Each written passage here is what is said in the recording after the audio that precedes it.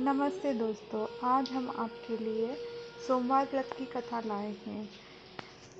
चलो आज मिलकर कथा प्रारंभ करते हैं। बोलिए ओम नमः शिवाय। एक समय की बात है, किसी नगर में एक साहूकार रहता था। उसके घर में धन की कोई कमी नहीं थी, लेकिन उसकी कोई संतान नहीं थी। इस कारण वह दुखी था। पुत्र प्राप्ति के लिए वह प्रत्येक सोमवार व्रत रखता था और पूरी श्रद्धा के साथ शिव मंदिर जाकर शिव पार्वती जी की पूजा करता था। उसकी भक्ति देखकर एक दिन पार्वती माँ प्रसन्न हो गई और भगवान शिव से उस साहूकार की मनोकामना पूर्ण करने का आग्रह किया। पार्वती जी की इच्छा सुनकर भगवान शिव ने कहा, हे पार्वती, इस संसार में हर प्राणी को उसके कर्मों का फल मिलता है और उसके भाग्य में जो होगा उसे भोगना ही पड़ेगा। लेकिन पार्वती जी ने साहूकार की भक्ति का मान रखने के लिए कहा और उसकी मनोकामना पूर्ण करने की इच्छा जताई।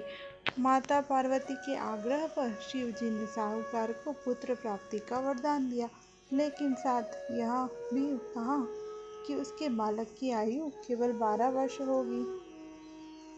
माता पार्वती और भगवान शिव की बातचीत को साहूकार सुन रहा था। उसे ना तो इस बात की खुशी थी, ना ही इस बात का दुख, क्योंकि वह पहले की भांति शिव जी की पूजा करता रहा। कुछ समय बाद साहूकार के घर में एक पुत्र का जन्म हुआ। वह बालक 11 वर्ष का हुआ तो उसे पढ़ने के लिए काशी भेज दिया गया। साहूकार के पुत्र के मामा को बुलाकर उसे बहुत सारा धन दिया और कहा, तुम इस बालक को काशी विद्या प्राप्ति के लिए ले जाओ और मार्ग में यज्ञ कराना।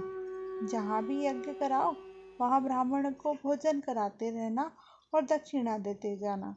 दोनों मामा भांजा इसी तरह यज्ञ कराते, ब्राह्मण को दान दक्षिणा देते और काशी की ओर चल पड़े। रात में एक नगर पड़ा जहाँ नगर के राजा की कन्या का विवाह था, लेकिन जिस राजकुमार से उसका विवाह होने वाला था वह एक आंख से काना था। राजकुमार के पिता ने अपने पुत्र के काना होने की बात छुपाने के लिए एक चाल सोची। साहूकार के पुत्र को देखकर उसके मन में एक विचार आया। उसने सोचा, क्यों ना इस लड़के को दूल्हा बनाकर राजकुमारी से विवाह करा दूं। विवाह के बाद इसको धन देकर विदा कर दूं और राजकुमारी को अपने नगर ले जाऊं।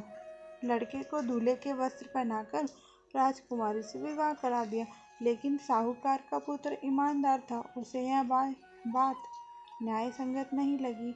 उसने अवसर पाकर राजकुमारी जी की चुन्नी के पल्ले पर लिखा, तुम्हारा विवाह मेरे साथ हुआ है, लेकिन जिस राजकुमार के संग तुम्हें भेजा जाएगा वह एक आंख से काना है। मैं तो काशी पढ़ने जा रहा हूँ।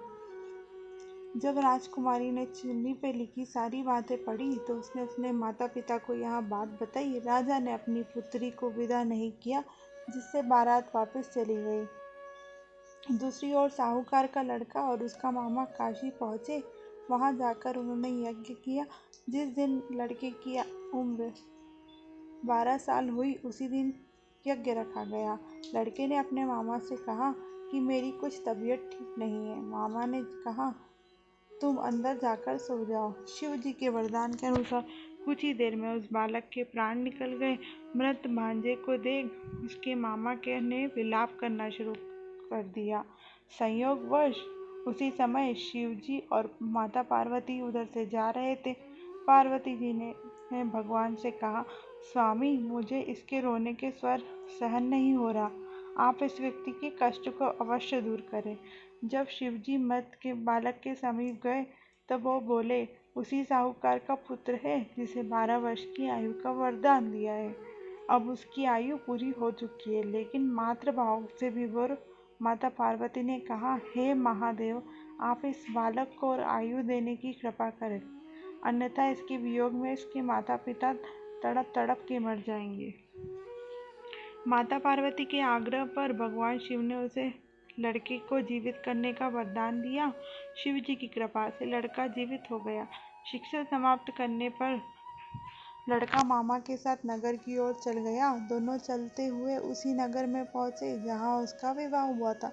उस नगर में भी उन्होंने यज्ञ का आयोजन किया उस लड़के के ससुर ने उसे पहचान लिया और महल में जाकर उसकी खातिरदारी की और अपनी पुत्री को विदा कर दिया।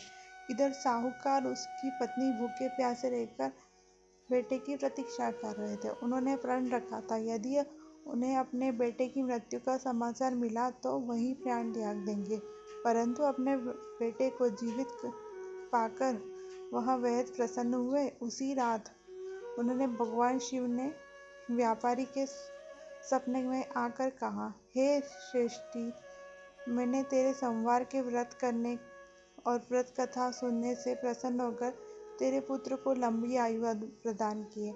इसी प्रकार जो कोई सोमवार व्रत करता है और कथा सुनता है और पढ़ता है, उसके सभी दुख दूर होंगे और समस्त मनोकामना पूर्ण होगी। बोलो ओम नमः शिवाय। अगर हमारी कहानी पसंद आई है तो लाइक एंड सब्सक्राइब जरूर कीजिए।